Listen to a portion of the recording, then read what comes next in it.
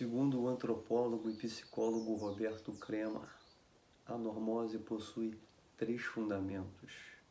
O primeiro, ele identificou como fundamento sistêmico, que se origina quando o sistema está adoecido. Não é necessário ser um pesquisador para descobrir que o mundo em que estamos vivendo se encontra em um estado extremamente delicado, em prol de um pseudo-desenvolvimento. Contaminamos os rios, os afluentes, os cursos d'água, os lençóis freáticos, poluímos o oceano com poluentes químicos, radioativos e materiais inorgânicos. Empobrecemos o solo com o uso abusivo de pesticidas, agrotóxicos. Comprometemos a qualidade do ar com o excesso de monóxido de carbono liberado na atmosfera. Florestas inteiras são destruídas pela indústria moveleira, pela agropecuária e pela monocultura. Centenas de espécies de animais entraram em extinção nessas últimas décadas. E a justificativa desse sistema normótico é que os fins justificam os meios. Estamos no linear de um Armagedon ecológico, às portas de um apocalipse ambiental. E paralelamente a isto, estamos vendo se cumprir a profecia crística que diz que por multiplicar a iniquidade, o amor de muitos esfriarão. E na ausência desse amor, cresce a miséria, a desigualdade, o contraste social, a corrupção, a violência, a criminalidade, as divisões, os preconceitos, os ismos, dentre outras particularidades que nos afetam como humanidade. E nesse contexto, a normose é ajustar-se aos padrões prevalentes, é se submeter aos moldes reinantes.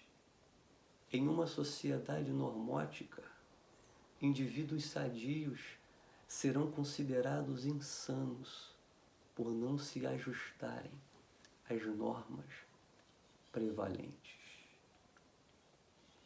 O segundo fundamento, segundo Crema, é o da evolução.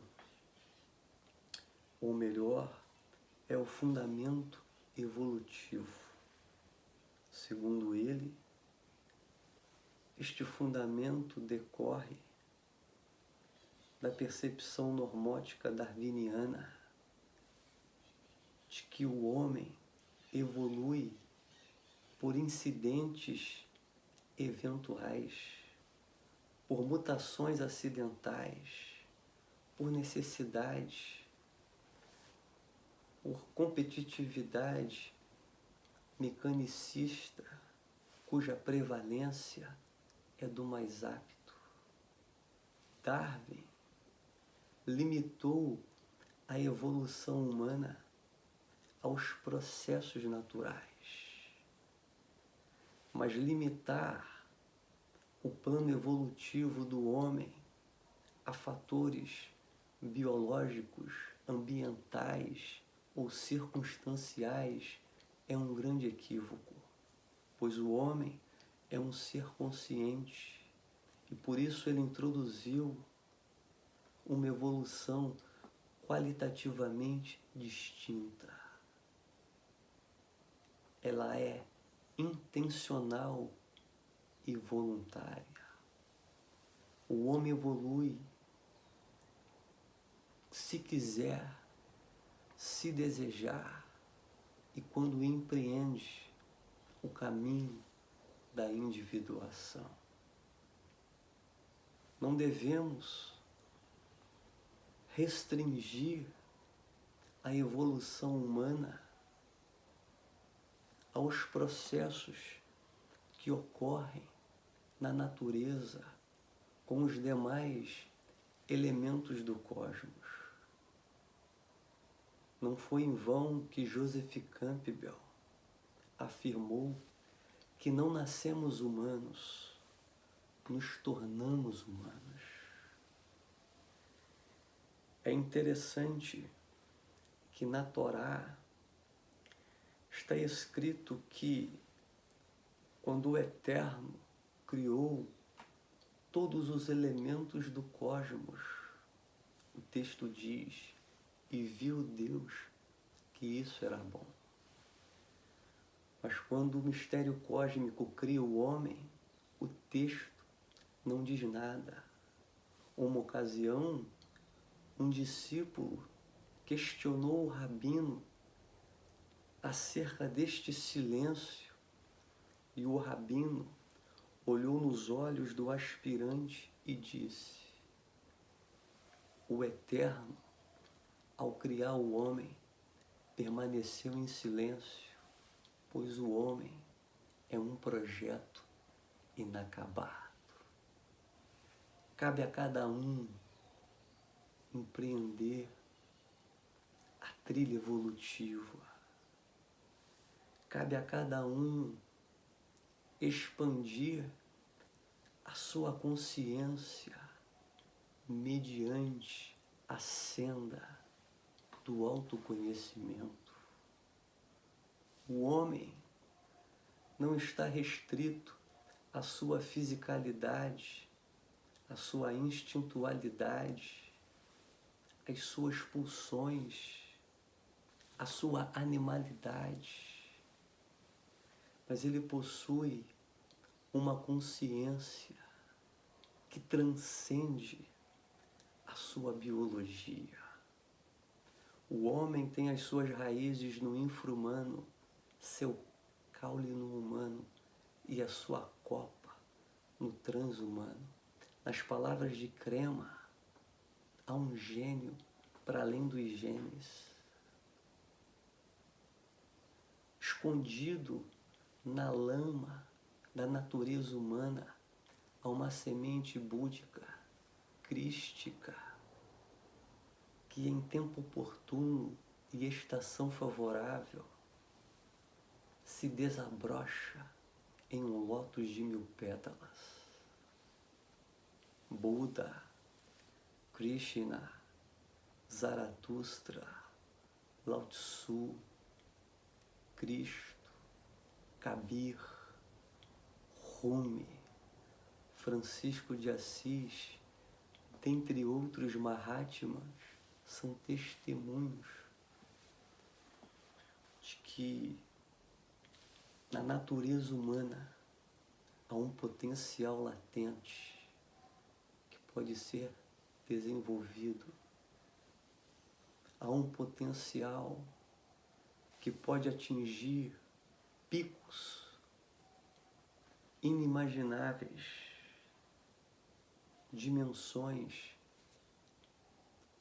não avaliáveis. E o interessante é que cabe a cada um, mediante uma tomada de consciência, por meio do seu livre-arbítrio, empreender esse caminho de autotransformação do ser. A normose, nessa perspectiva, advém dessa percepção reducionista que limita o homem à sua fisicalidade, que enquadra o homem dentro de outras categorias no que diz respeito à evolução da espécie. O terceiro fundamento, segundo Crema, é da mudança paradigmática. Há muitas nomenclaturas para tal evento: New Age, ventos de transformação, idade de ouro, transição planetária. Mas todas essas terminologias apontam para um período de grande transformação, deflagram uma nova era de consciência. O interessante é que nas escrituras védicas há 4 ciclos cósmicos. O primeiro, ou melhor, 4 períodos cósmicos. O primeiro é chamado de Satya Yuga, período onde reina o Dharma, a harmonia, a justiça. O segundo período é chamado de Treta Yuga, onde 1/4 do Dharma é perdido. O terceiro período é o de Dvapada Yuga, onde 2/4 desta harmonia, da justiça e da verdade é perdido. E o quarto período é chamado de Kali Yuga, onde 3/4 do Dharma se perde. É o período da obscuridade. É um tempo onde reina a ignorância, onde uma ínfima parcela do Dharma, da paz, do amor, daquilo que há de mais elevado no homem, é preservado. E não há sombra de dúvidas que estamos atravessando esse período sombrio e tenebroso. Todavia, o Kali Yuga anuncia o retorno ao Satya Yuga, pois é um fenômeno cíclico. Há um provérbio hindu que diz que o período mais escuro da noite precede o dia. Esse momento de grande ignorância com o predomínio da obscuridade antecede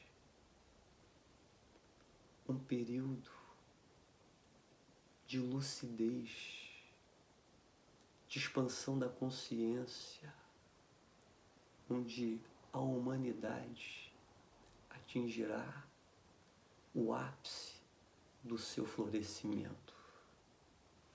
Estamos em um tempo de travessia. Nas palavras de Jesus, é o princípio das dores. É como uma mulher em trabalho de parto. Mas é no parto do Kali Yuga que nascerá o Satya Yuga, a idade de ouro, a nova era. E nesse contexto, a normose é tudo aquilo que impede o surgimento do novo. É tudo aquilo que tenta conservar os padrões ultrapassados, arcaicos, obsoletos. São os entraves, os obstáculos e os impeditivos no fluxo evolutivo. Entenda que somente aqueles que se despiram do velho experienciarão o novo.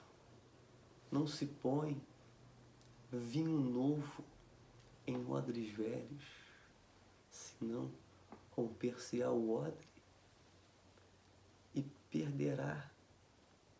Iremos perder tanto o odre como o vinho. A normose é a tentativa de preservar o não preservável, pois todas as coisas estão sujeitas ao fluxo das mutabilidades.